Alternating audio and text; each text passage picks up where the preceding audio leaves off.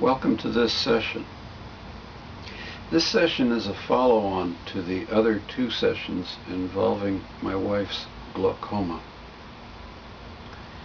By now, I find that I'm using spices less frequently, seem to want them less. My energy level is good and it's consistent. But other things have happened since then that have been very interesting. Elly has become much more conscious of environments that make her eyes water. And she's beginning to realize that this situation is a sign that there's something wrong with the environment. For example,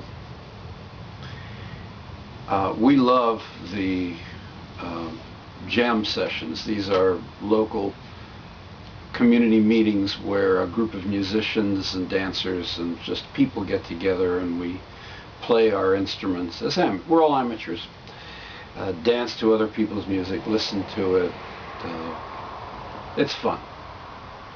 One of them occurs in a room where there are smokers. Elly's eyes are really watering after she leaves that. I'm not convinced she will go back to that room. We went to a more recent one where the same smokers come, but it has a large number of swirly things that are, I guess they're smoke absorbers, but they seem to work. Elly's eyes are fine. She can go back to that. She's noticed the problem in certain stores. One of them is a really great organic food store in our area called Earth Fare. We're going to avoid the store from now on. We went to Costco yesterday to look at it. Her eyes are fine. We'll go back. Her eyes have a real problem with the local Walmart. It's interesting. I have nothing against any of those stores, and you'll have to make up your own mind about it, but that's our experience. Another thing that has made her eyes water, she's realizing it now, is caffeine. That came as a real shocker to me. Neither of us drink coffee, or ever have for quite a while. On the other hand, we do drink tea, and it contains caffeine. And I had totally fallen in love with chocolate. I know chocolate with sugar isn't good, and milk chocolate and all that stuff, but here I'm talking about the simple old-fashioned baking cocoa, which is not sweetened, and I've made a point of creating a chocolate milk with it. Well, that's caffeine. And we decided, both of us, to go completely off of caffeine. It's withdrawal city again. I'm half here, half not, can't figure out what's going on. And it was really interesting. Anyway, got through it after a day or so. What are the results for both of us? Tremendously increased energy. At last night's jam session, Elly and I danced. I have never felt so much energy in that woman before. It was wonderful the way she was doing that dance. It wasn't just energy, it was coordination.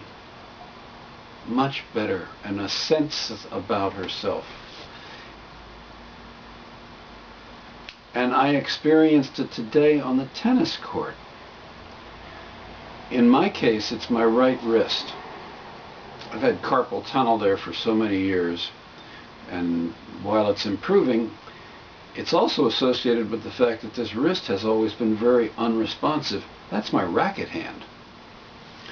Today, for the first time, the wrist really worked in my serve.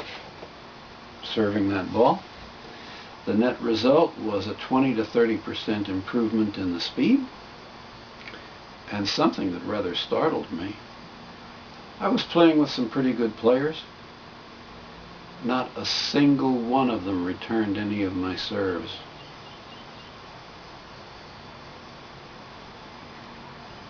Not a problem.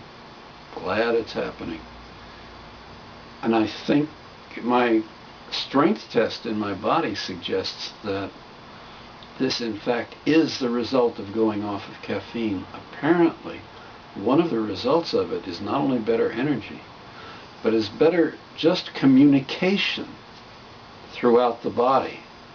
If you're doing anything that involves a requirement of good communication with parts of the body to do whatever it is you want to do,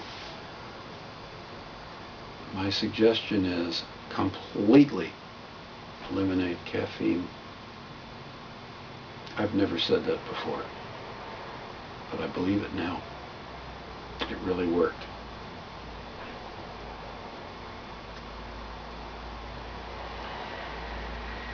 The end result of it has been very interesting, because what started out as a major threat, I mean, glaucoma is a major threat, has turned into a diagnostic ability that we simply have never had before. And this suggests to me that until you get to step 2, you can't tell that there's a need to go to step 3. When you're still at step 1, step 3 doesn't exist. You've got to go to step 2 first. This process works in stages.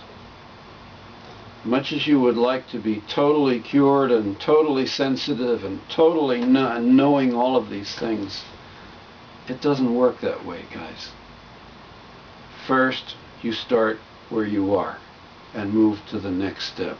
Then you can see where to go from there. And don't blame yourself if you can't see everything all at once. You just can't. That's not the design. Interesting thought, isn't it?